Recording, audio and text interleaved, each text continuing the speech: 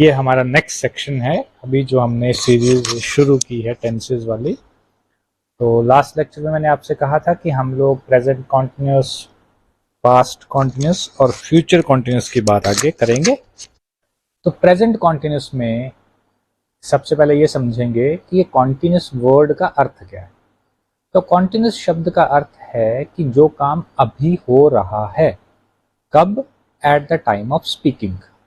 जैसे मैं अभी ही बोलूं कि मैं पढ़ा रहा हूं और आपके लिए बोल सकता हूं कि आप पढ़ रहे हैं या आप वीडियो देख रहे हैं, आप वीडियो सुन रहे हैं, मेरी आवाज आप तक पहुंच रही है। ये सारे कार्य कॉन्टिन्यूस गिने जाएंगे क्योंकि ये जब हो रहे हैं उस वक्त ही इनके बारे में बताया जा रहा है। जैसे अभी हम ये कहना चाहें या सपोज कर लें कि आप अभी लेटे हैं अपने बिस्तर में और कहीं पे कोई आवाज़ आ रही है, जैसे कुत्ता ही भौंक रहा है, तो हम बोलेंगे कुत्ता भौंक रहा है या पंखा चल रहा है, बारिश हो रही है। इस तरह के वाक्य। हिंदी वाले वाक्य के अंत में नॉर्मली क्या दिखेगा हमें? हिंदी वाले वाक्य के अंत में आ रहा है रहे है, रही है, रहे हैं इत्यादि। और ये पहचान हो गई। पहचान का मतलब हो गया कि हिंदी वाले वाक्य की पहचान हुई। लेकिन इस चीज को इंग्लिश में कैसे लिखेंगे, किस तरह से ये भाव एक्सप्रेस करेंगे कि कोई काम चल रहा है, उसको प्रेजेंट में लिखना है, वैसे ही पास्ट में लिखना है और फिर फ्यूचर में भी लिखना है। तो प्रेजेंट, पास्ट, फ्यूचर में इन चीजों को एक्सप्रेस करने के लिए हम लोग कॉन्टिन्यूस, इसके लिए हम वर्ब के साथ एक एलिमेंट लगाएंगे। We call it present participle.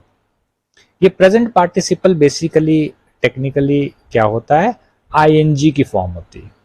अभी तक हमने पढ़ा था नॉर्मली 6, 7, 8 तक हम लोग यही जानते हैं कि 3 फॉर्म्स वर्ब की होती हैं। जैसे सपोज करें वर्ब है रन, तो रन की रन, रैन, रन हम बनाते हैं।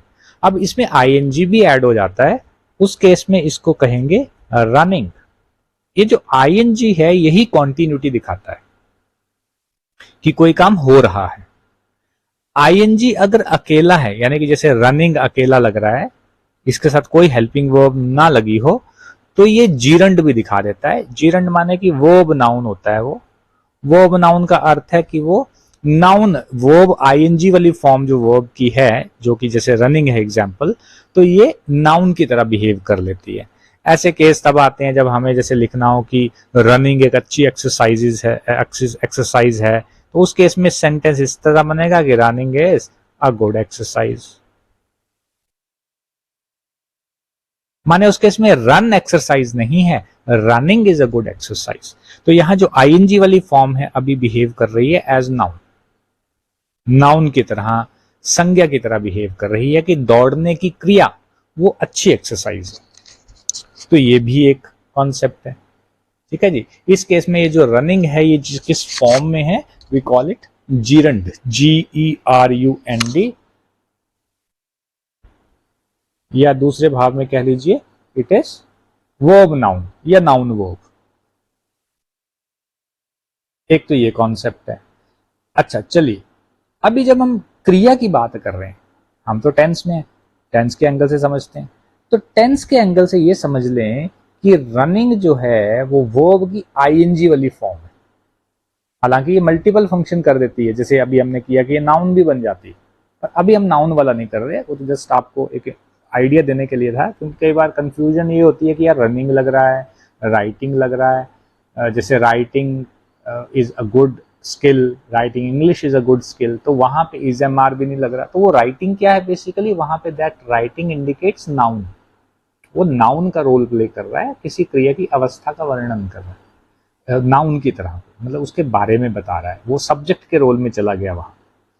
अच्छा जी, कॉन्टिन्यूस का मतलब हो गया कि जिन वाक्यों के अंत में आएगा रहा है, रहे हैं, रही है इत्यादि। और प्रेजेंट पार्टिसिपल इसमें लगता है, जैसे सपोज कर लीजिए रनिंग। और भी कई वर्ब जैसे वॉक है, इसकी सेकंड और थर्ड फॉर्म वॉक्ड, वॉक्ड हमने पढ़ी है, लेकिन जब आईएनजी लगा दूंगा तो हो जाएगा walking. Walking is a good exercise, ये भी बात लिखी जा सकती है। वैसे ही जैसे मैंने आपको अभी रनिंग का एग्जाम्पल दिया वैसे।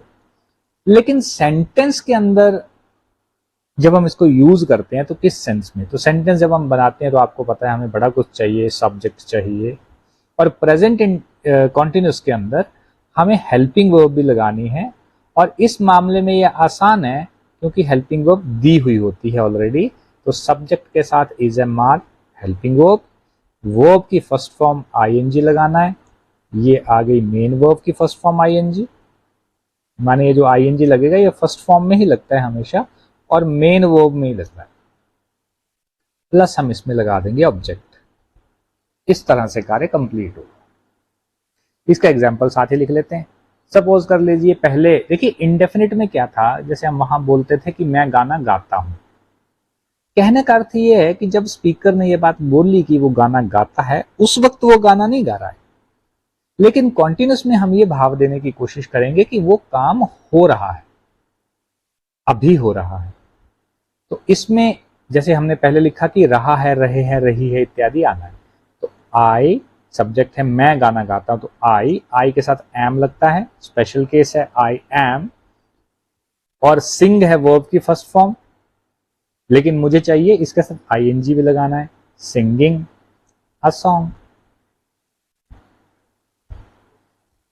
ध्यान से आप ऑब्जर्व करें तो आप पाएंगे कि अगर मैं इसी वाक्य को प्रेजेंट इंडेफिनिट में लिखता तो वहां भाव ही होता कि मैं गाना गाता हूं, तो वहां लिखता था ऐसे आई सिंग अ सॉन्ग, और वहां पे हेल्पिंग वर्ब कोई खास लगती नहीं, सामने नहीं होती। वो तभी सामने आती है जैसे ही लिखना होता था ना, तो ही सिंग्स अ सॉन्ग हो जाता था वहां पे, आपको याद होगा पिछले वीडियो से, सिंग्स अ सॉन्ग। वैसे भी जनरली आपको ये चीजें करवाई हुई हैं, वहां ऐसे हो जाता था। माने कि और प्रॉपर मुझे हेल्पिंग वर्ब कहां दिखती थी, जब मैं नॉट लगाता था, जैसे he does not sing a song, वहां पे मुझे प्रॉपरली विजिबल हो जाती थी। हाँ, लगाता मैं खुद से ही था। इसी तरह से आई सिंग अ सॉन्ग, यहां सिंग लगाना भूल गए, अब लिख देते हैं he does not sing a song. वैसे यहां हो जाता I don't sing a song या I do not sing a song. ठीक है जी। लेकिन अब अवस्था क्या है, अब क्रिया क्या है कि मैं गाना गा रहा हूं, रहा हूं। पहले था गाता हूं, वह गाता है, मैं गाता हूं, मतलब उस वक्त वो काम नहीं कर रहा था। वो उसकी आदत हो सकती है, रूटीन हो सकती है, प्रोफेशन हो सकता है, हॉबी हो सकती है, जनरल ट्रूथ हो सकता है, यूनिवर्सल ट्रूथ हो सकता है। लेकिन कॉन्टिन्यूस क्या कहता है कि अभी ये काम चल रहा है। तो हमने उसको कैसे एक्सप्रेस किया, अभी हो रहे काम को, I am singing a song. और मुझे कैसे पता है कि ये जीरंड नहीं है या कोई नाउन नहीं है, क्योंकि इसके साथ आईएनजी वाली फॉर्म के साथ कोई ना कोई हेल्पिंग वर्ब लगी हुई है। सेकंड चीज, ये जो आईएनजी वाली फॉर्म है हेल्पिंग वर्ब के बाद आ रही है ना, मतलब अगर कंस्ट्रक्शन को फॉलो करना है, तब ये कौन सा रोल प्ले कर रही है, यहाँ पे कॉन्टिन्यूटी दिखाने का रोल प्ले कर रही है, यानी किसी क्रिया की लगातार चल रही अवस्था को बता रही है। अब और एग्जाम्पल ले लेते हैं, जैसे वह स्कूल जा रही है, शी इज, जाने की इंग्लिश है गो, लगाएंगे आईएनजी साथ में, she is going to school. ये भी आसान है। या हम पढ़ रहे हैं, वी प्लूरल है तो इसके साथ आर, स्टडिंग, STUDY ING। क्या पढ़ रहे हैं, सपोज करो ग्रामर लगा दिए। इसका अर्थ ये है, देखिए और क्या समझे आप, ये समझे कि सब्जेक्ट को देख के देखेंगे कि सब्जेक्ट सिंगुलर है, ही शी इट है ना जी, दिस है, दैट है, ही शी इट है, या कोई भी सिंगुलर चीज है, एक वचन है, तब लगेगा इज। अगर सब्जेक्ट है आई, तब हेल्पिंग वर्ब है एम, ये सबको पता होगी। और अगर सब्जेक्ट प्लूरल है, वी है, यू है, दे है, या कोई भी प्लूरल, दीज, दोज, ये सारे भी हैं, तब लगेगा आर, मतलब हेल्पिंग वर्ब ये लगेगा। प्रेजेंट कॉन्टिन्यूस की बात कर, तो ये इसके एग्जाम्पल। ये आसान होते हैं ये वाले टेंस, क्यों? क्योंकि इनमें ऑलरेडी हमारे पास हेल्पिंग वर्ब दे रखी होती है। इनडेफिनिट की तरह खुद से सोच के नहीं लगानी, सामने है, मतलब लगानी तो खैर फिर भी हमने ही है, बट एटलीस्ट सेंटेंस के कंस्ट्रक्शन में ही आ जाती है, पॉजिटिव सेंटेंस में ही विजिबल हो जाती है कि कौन सी। फिर आती है बात कि इसमें नेगेटिव कैसे बनाएं, तो बहुत आसान है, आपको पता है हेल्पिंग वर्ब के बाद नॉट लगता है नहीं वाले वाक्यों में, तो लगा दिया हमने। मैं गाना नहीं गा रहा हूं, I am not singing a song. मम्मी चाय नहीं बना रही है, mother is not making tea. पापा ऑफिस नहीं जा रहे हैं, papa is not going to office.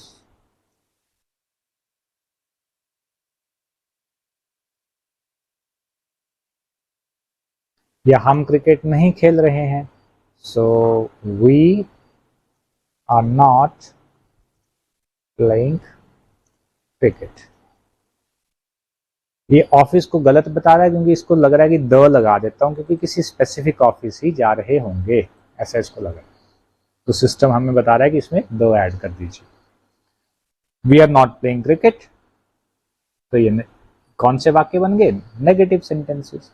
ऐसे ही अगर मुझे इंटरोगेशन करना है, यानी इसमें कोई कह दीजिए कि प्रश्न पूछना है, तो प्रश्न पूछने के लिए आपको पता है, अब ये चीजें आप जानते हो, इसको बार बार बताने की जरूरत नहीं है, अब तो आप ये चीजें समझ चुके हो कि जब भी प्रश्न बनाते हैं तो सिंपल प्रश्न बनाने के लिए हमें हेल्पिंग वर्ब को यहां से मूव करके वाक्य के शुरू में ले जाना होगा और लास्ट में साइन ऑफ इंटरोगेशन आ जाए। हाँ, ये जरूर है कि अलग अलग सेंटेंसेस में अलग अलग उसके पार्ट्स में, जैसे अलग अलग कहीं इंडेफिनिट होगा, कहीं कॉन्टिन्यूस होगा, तो अलग अलग हेल्पिंग वर्ब और मेन वर्ब के कॉम्बिनेशन आ रहे होंगे, उसके अकॉर्डिंग वो जहां जो भी हेल्पिंग वर्ब है उसको मूव कर रहे हैं। तो इस केस में helping verb is am are है, हमने मूव कर दिया, शुरू में ले आए। वाक्य सिंपल वाक्य जो थे, जैसे मदर इज मेकिंग टी, तो अब मदर इज मेकिंग टी था तो इज पहले, क्योंकि इज से मदर इज में मदर सिंगुलर थी तो इज लगाया था हमने, तो is mother making tea. Sign of interrogation. अर्थ हो गया कि क्या माँ चाय बनाती है, क्या हम टीवी देखते हैं, आर वी वॉचिंग। अब देखते हैं नहीं है, बेसिकली है देख रहे हैं, आर वी वॉचिंग टीवी, मतलब कि अभी देख रहे हैं। और पहले भी ये बात हुई थी पिछले वीडियो में भी कि जब ये हेल्पिंग वर्ब से सवाल पूछेगा तो आंसर हमने हेल्पिंग वर्ब में करना है, और उसके दो ही ऑप्शन मेरे पास बनती हैं, जवाब की या बनेगी यस या बनेगी नो। अब जैसे मान लेते पूछा उसने, आप टीवी देख रहे हो, तो हमने जवाब दिया no, we are not watching TV. दूसरा हमारे पास ऑप्शन है यस की भी, कि क्या देख रहे हैं आप टीवी, यस वी आर, ये डब्ल्यू छोटा ही आना है, वी आर वॉचिंग टीवी। इस तरह से ये वाक्य चलते हैं। नेक्स्ट ऑप्शन हमारे पास आती है कि जहां मुझे नेगेटिव इंटरोगेटिव बनाना, तो नेगेटिव इंटरोगेटिव में क्या कर सकते हैं, तो सिंपल इज एम आर, या इसको लेते हैं, इससे हमें ज्यादा बेटर क्लियर होगा। तो ये हमारे पास सिंपल एक नेगेटिव सेंटेंस वाला कंस्ट्रक्शन है, इसमें से इज एम आर को उठा के हम वाक्य के शुरू में ले गए, अपने आप ही पीछे नॉट लग गया। ऐसे हम लगा सकते हैं, क्या हम टीवी नहीं देख रहे हैं, are we not watching TV. जवाब इसका भी वही यस या नो में ही है, क्योंकि ये भी हेल्पिंग वर्ब से ही पूछा गया। क्या मम्मी चाय नहीं बना रही है, is mother not making T.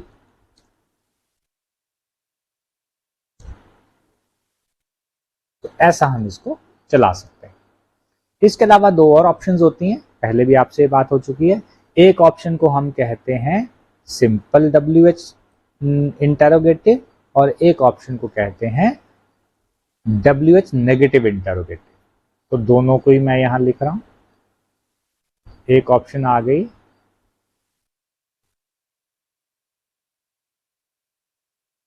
इसमें WH वर्ड लगा देंगे, कोई भी लगा देंगे जो हमें सेंस देनी है, और इसमें भी WH वर्ड लगा देंगे। सपोज करें यहां हमने लगा रखा है ये वाला, जिसमें सेंस है सिंपल WH इंटरोगेटिव।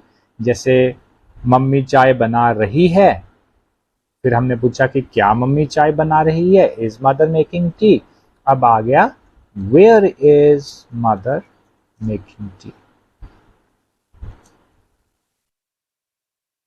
तो पहले भी ये बात हुई है, वेयर मतलब ये WH क्या करता है, बेसिकली सिंपल इंटेरोगेशन में और ज्यादा इंफॉर्मेशन हमसे ऐड करवाता है, और उसमें हमें इंफॉर्मेशन चाहिए। अब जवाब में भी तो बताना पड़ेगा, तो फिर जवाब बता देंगे, mother is making tea in the kitchen. और कहाँ बनाएंगे चाय, किचन में बना रहे हैं। फिर पूछता है, वेयर की बजाय पूछा उसने when is mother making T, कब बनेगी चाय भैया। Mother is making tea in the, suppose कर लेते हैं व्हेन, हम टाइम बता देंगे, mother is making tea right now, अभी पक रही है चाय, तो अभी बन रही है। फिर कह दिया कि जी why is mother making tea, क्यों बना रहे हैं मम्मी चाय। तो इसके जवाब में हम लोग ऐसा भी लिख सकते हैं, mother is making tea because, मैंने पहले बोला ना बिकॉज से बताना पड़ेगा, कारण बताना है ना, mother is making tea because she likes T. अब इस वाक्य को मैंने जोड़ा, ये वाक्य लिया प्रेजेंट इंडेफिनिट से, क्योंकि मुझे आदत बतानी है उनकी हॉबी बतानी है कि उनको चाय अच्छी लगती है। तो ये टी है वाला सेंटेंस, ता है वाला सेंटेंस मैंने मेकिंग टी के साथ जोड़ दिया। और इसके साथ ही मान लीजिए कि सपोज कर लेते हैं हमें कोई ऐसा जवाब सोचे जो हम कॉन्टिन्यूस में बोल पाए। तो मम्मी चाय बना रही है क्योंकि मैं चाय नहीं बना रहा, because I am not making tea, ये भी हो सकता है। मम्मी क्यों बना रही है, क्योंकि मैं नहीं बना रहा भाई। तो इस तरह से चल पड़ेगा। फिर इसमें ही नेक्स्ट जैसे WH के साथ नॉट भी लग सकता है, ये वही वाली कंस्ट्रक्शन है। जैसे मैंने पूछा why is mother not making tea, हम मम्मी चाय क्यों नहीं बना रहे, तो हम ऐसा कह सकते हैं कि मम्मी चाय क्यों नहीं बना रहे। अब आंसर सोचिए, कुछ भी हो सकता है, because she is going to the market, मम्मी तो जा रहे हैं market, so she is not making tea. ये सारा ही हमने कॉन्टिन्यूस में लिख दिया। तो इस तरह से सवालों के जवाब दिए जाते हैं। दोबारा याद रखें, सिंपल हेल्पिंग वर्ब से सवाल पूछा तो हमने आंसर दिया यस या नो। अगर WH वाले सवाल हैं तो सवाल के अकॉर्डिंग, वाई से पूछा, व्हाट से पूछा, वेयर से पूछा, हाउ से पूछा, अकॉर्डिंगली हमें आंसर देने। ठीक है जी। नेक्स्ट इसमें अभी कॉन्टिन्यूस हालांकि बड़ी जगह यूज हो जाता है, अभी मैं बेसिक्स ही बता रहा हूँ। फिर एक अलग वीडियो में हम लोग करेंगे इनके यूजेज के बारे में, ट्रिक्स के बारे में, कि कैसे हमें आइडेंटिफाई करना है कि ये दिया गया वाक्य, वहां हम इंग्लिश टू इंग्लिश ही चलेंगे, फिर हिंदी का सहारा छोड़ देंगे। तो दिया गया वाक्य हमें किस टेंस की सहायता से बेस्ट एक्सप्लेन हो सकता है, उसके बारे में स्टडी करेंगे। चलिए, तो फिर टेंस में जैसे नेक्स्ट आ जाता है past continuous. Past continuous present की तरह ही है, कोई खास फर्क नहीं है। जैसे आप अगर सेंटेंस कंस्ट्रक्शन की बात करें तो कोई खास फर्क नहीं आता इसमें। फर्क सिर्फ इसी चीज का है, वो है हेल्पिंग वर्ब मेन वर्ब के कॉम्बिनेशन का। जैसे अभी वाला जो मैंने कंस्ट्रक्शन लिखा हुआ है, ये लिखा हुआ है प्रेजेंट का, लेकिन इस इजएमआर की जगह अब आप अपनी सिंपल बुद्धि का इस्तेमाल करें तो आप सीधा समझ पाएंगे। हमने पहले जब इजएमआर का यूज किया था, बहुत पहले जब हमने अवस्थाएं वर्णन किया था, जैसे दिस इज पेन, तो वहां जब मैं पास्ट में गया था तो मैंने बोला था दिस वॉज पेन। माने इजएमआर का पास्ट क्या होता है, वॉज, और प्लूरल के लिए चाहिए वर्ब। माने पास्ट कॉन्टिन्यूस कैसे वाक्य हुए, पास्ट कॉन्टिन्यूस ऐसे वाक्य हुए जिनके अंत में, अब देखो हिंदी वाले में प्रेजेंट में क्या आ रहा था, रहा है, रहे हैं, तो पास्ट में क्या हो जाएगा, रहा था, रहे थे, रही थी, रहे थे, इस तरह की चीजें आ जानी। काम वही है पर पास्ट में हो गया कि पंखा चल रहा है, फैन इज रनिंग, पंखा चल रहा था, फैन वॉज रनिंग, या मूविंग, या स्पिनिंग, या रोटेटिंग। ये अलग अलग वर्ड्स मैंने इसलिए लिख दिए कि आप कोई भी एप्रोप्रिएट वर्ब चुन के जो उस पर्टिकुलर भाव को बेस्ट कन्वे करे लगा सकते हैं। लगाना आईएनजी के साथ पड़ेगा क्योंकि हमारा रूल इस तरह का है। ये हो गए हाँ वाले वाक्य। ऐसे ही आपको पता है अब ना वाले वाक्य कैसे बनेंगे। तो इज एम आर के बाद नॉट लगा रहे थे पहले, अब ऑप्शन में इज एम आर नहीं है, वॉज वर है, क्योंकि सेंटेंस पास्ट कॉन्टिन्यूस है तो हम लोग इसके बाद नॉट लगा देंगे, माने लगेगा हेल्पिंग वर्ब के बाद ही। बेसिक रूल समझना है आपने। फिर ये है कि आपको बार बार सारा रटने की बजाय सिर्फ ये आइडिया होना चाहिए कि जैसे पास्ट कॉन्टिन्यूस में मेन वर्ब हेल्पिंग वर्ब का कौन सा कॉम्बिनेशन चलेगा। तो यहाँ ये याद रखना होता है कि वॉज वर्ब के साथ वर्ब की फर्स्ट फॉर्म आईएनजी। अगर प्रेजेंट कॉन्टिन्यूस की बात करेंगे तो इज एम आर वर्ब की first form ING. Subject object तो वहीं रह रहे हैं, आप खुद ही देख रहे हो। अब जैसे फैन नहीं चल रहा है, चल रहा था, फैन वॉज नॉट मूविंग। अब मान ले इंटरोगेशन करनी है तो बड़ा सीधा सा बात है कि ये जो हेल्पिंग वर्ब है इसको शुरू में ले जाओ, वॉज फैन मूविंग, पहले सिंपल वाला बना के देखते हैं। तो आंसर क्या है, यस या नो। देखिए हमारे पास दो ही ऑप्शन है, मैं ये बता सकता हूँ या तो पंखा चल रहा था ना, नहीं, फैन वॉज मूविंग, हाँ जी चल रहा था जी, या बता सकता हूं कि नहीं चल रहा था, no it was not moving. अब ये मैंने इट क्यों लगाया, जानबूझ के ये बताने के लिए कि जरूरी नहीं हर बार आप फैन वर्ड को रिपीट ही करो। फैन क्योंकि एक कॉमन नाउन है तो इसकी जगह पे हम इट भी लगा सकते हैं। ही शीट तो नहीं लेगा ये क्योंकि हमें जेंडर कंफर्म नहीं है, it is basically common gender, इसमें इट ही आए, इसमें मेल या फीमेल नहीं होता, ये उस कैटेगरी का। इसी तरह से नेगेटिव इंटेरोगेटिव बन सकता है, वॉज फैन नॉट मूविंग, क्या नहीं चल रहा था। सेम सिनेरियो यहां रहेगा, यस और नो वाले आंसर हमें देने। अच्छा फर्दर हम आगे चलते हैं। अब इसको मैं थोड़ा जल्दी में लिख रहा हूं क्योंकि आई होप कि आपको ये बेसिक चीज अब पता चल गई। आप जैसे देख रहे हैं वॉज और वर है, नॉट लग रहा है, या वॉज और वर है, नॉट नहीं लग रहा, दोनों ही तरह के वाक्य हो सकते हैं। जब हमने क्वेश्चन लेके गए थे तो क्वेश्चन में हमने क्या किया कि वॉज और वर को वाक्य के शुरू में ले गए।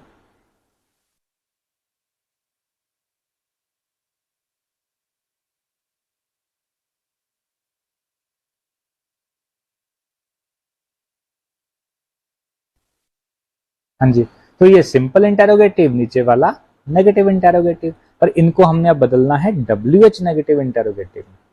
ये WH सिंपल इंटेरोगेटिव और WH नेगेटिव इंटेरोगेटिव ये बदल दिए, रूल बन गए। अब सिंपल देख के लिखें। जैसे सीता गाना गा रही थी, Sita was singing a song. Sita गाना नहीं गा रही थी, Sita was not singing a song. क्या सीता गाना गा रही थी, was Sita singing a song. अब ये वाला वॉज यहां से हट के आगे चला गया, और उस केस में हमें पता है इंटरोगेटिव साइन, ये इंटरोगेशन का हमें सिंबल देना है यहाँ पे, was Sita not singing a song. अब इसमें भी फर्दर हमने क्या ऐड किया, WH, तो WH में क्या ऐड कर देंगे, कोई भी पूछ लें। जैसे पूछ लेते हैं कि कब गा रही थी, when was Sita not singing, sorry when was Sita, पहले सिंपल पूछते हैं, when was Sita singing a song, कब गा रही थी भाई। फिर जवाब आ जाएगा, Sita was singing a song in the morning, सुबह गा रही थी, क्योंकि टाइम पूछ रहा है। How was Sita singing a song, suppose करो ये पूछ लिया तो मैंने बताया इसको कि सीता कैसे गा रही थी, तो कैसे का अर्थ है कि प्रोसेस बताएं। Sita was singing a song beautifully, तो ब्यूटीफुली कैसे गा रही थी, सुंदरता से। कैसे गा रही थी, धीरे, स्लोली कर देंगे। तो एडवर्ब से हम लोग कई बार प्रोसेस बता पाते हैं। ऐसे आ जाता है कि क्या नहीं गा रही थी, या क्यों, मतलब उसमें नहीं बनाना है अब। तो हाउ वॉज, एग्जाम्पल ले रहा हूं, ऊपर वाला इसको रिपीट कर देता हूं, हाउ वॉज सीता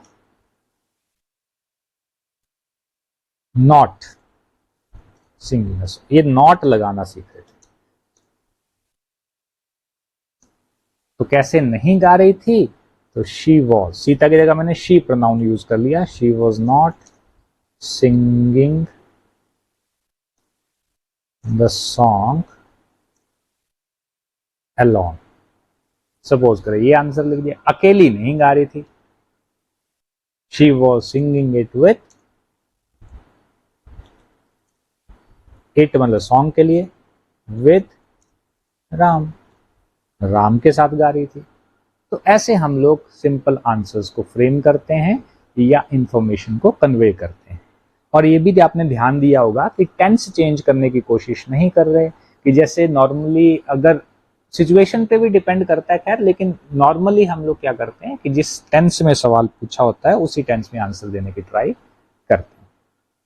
तो इस तरह से पास्ट कंटिन्यूस ऑपरेट करता है। अब अगर आगे चलें तो हमारे पास आता है फ्यूचर कंटिन्यूस। और फ्यूचर कॉन्टिन्यूस में क्या होगा, सीधी सीधी बात है, अगर प्रेजेंट में था रहा है, रहे हैं, रही है, पास्ट कॉन्टिन्यूस पे था रहा था, रहे थे, रही थी, तो फ्यूचर में क्या होगा, रहा होगा, रहे होंगे, रही होगा।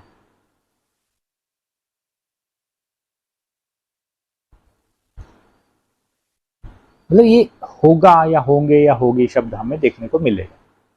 अब इसका रूल क्या है, सब्जेक्ट के साथ, मतलब हमें बेसिकली हेल्पिंग वर्ब और मेन वर्ब पे फोकस रखना होता है कि वो क्या लगने। अब वर्ब की फर्स्ट फॉर्म आईएनजी तो लगना ही है क्योंकि कॉन्टिन्यूस है, लेकिन इसके अलावा हेल्पिंग वर्ब क्या बदली, यहां हो जाएगी will be shall be verb की फर्स्ट फॉर्म आईएनजी, है ना। जैसे मैं ग्रामर पढ़ रहा हूंगा, I shall be studying grammar.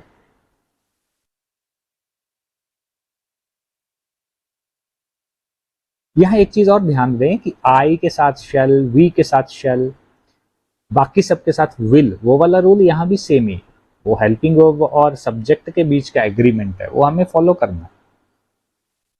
वह दिल्ली जा रही होगी, ही या शी, वह दिल्ली जा रहा होगा, he will be going to Delhi. ऐसे चीजें हम लोग करने की कोशिश करते।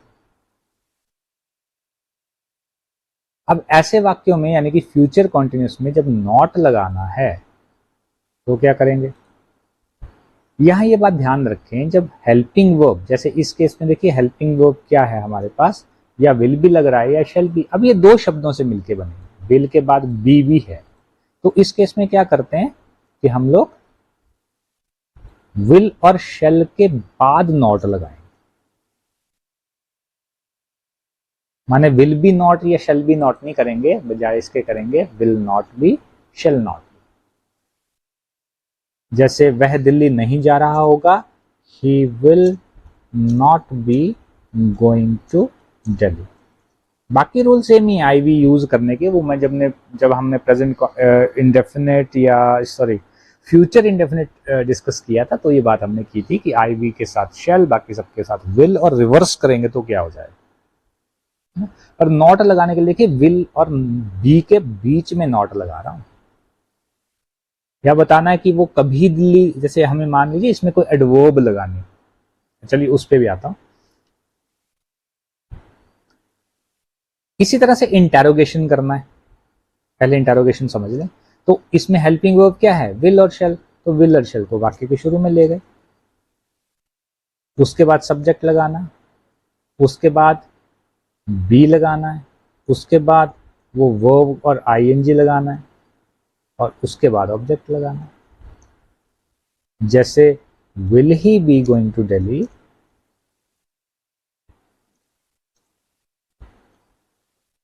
ऐसे चलेगा। Shall I be studying grammar,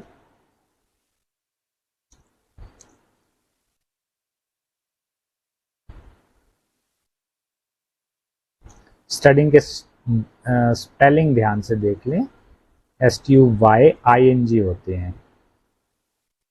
shell I be studying grammar, क्या ग्रामर पढ़ रहा हूँगा। और अगर मान लें हमें इसमें नॉट लगाना है तो नॉट आपको पता है विल और शैल के बाद लगता है। अब विल ले गया हूँ यहाँ, विल नॉट तो होगा नहीं, इसके बाद सब्जेक्ट आ गया तो उसके बाद लगना है।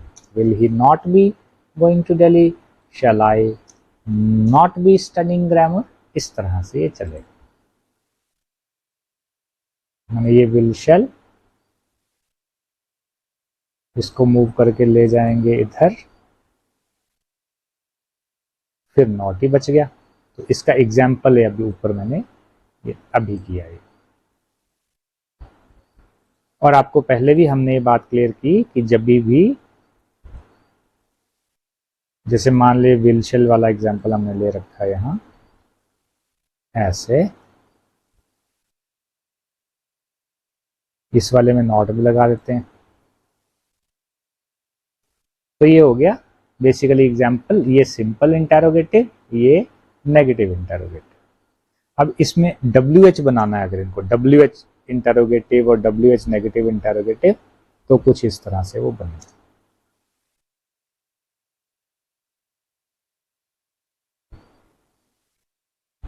और उसका एग्जाम्पल लिख लेते हैं, जैसे यहीं लिख देता हूं, why will he be going to Delhi, वह दिल्ली क्यों जा रहा होगा। how will he be not going to Delhi, वो दिल्ली क्यों नहीं जा रहा होगा। तो ये दो, एक नेगेटिव वाला, सॉरी ये उल्टा हो गया, नॉट भी आना है, not be going to Delhi, इस तरह से चलो, क्योंकि सब शेल के बाद हमें सब्जेक्ट लिखना था, फिर नॉट, फिर बी लगाना था। तो देखिए कंप्यूटर ने हमें खुद ही बता दिया कि भैया आप गलत जा रहे हो, इसको सही कीजिए। अच्छा, अब इनके answers, why will he be going to Delhi, क्यों जा रहा होगा भैया, बिकॉज ही इज या he will be doing, suppose करें मैंने इसी टेंस में जवाब देना है, हालांकि हमेशा तो पॉसिबल नहीं होता। He will be doing some work there, कि दिल्ली में वो कोई काम कर रहा होगा। या how will he not be going to Delhi, he will not be going to Delhi by train, कि ट्रेन से नहीं जा रहा होगा। दिल्ली का डी बड़ा करना है क्योंकि ये जगह का नाम है। He will not be going to Delhi by train, train से नहीं जा रहा होगा। हो सकता है बस से जा रहा हो तो हम लिखेंगे he will be going to Delhi by bus. इस तरह से ये वाक्य बनते हैं। तो आपने देखा इस वीडियो में हमने वाक्य बनाए प्रेजेंट कॉन्टिन्यूस के, पास्ट कॉन्टिन्यूस के और फ्यूचर कॉन्टिन्यूस के। इसके फर्दर हम देखेंगे प्रेजेंट परफेक्ट, पास्ट परफेक्ट और फ्यूचर परफेक्ट।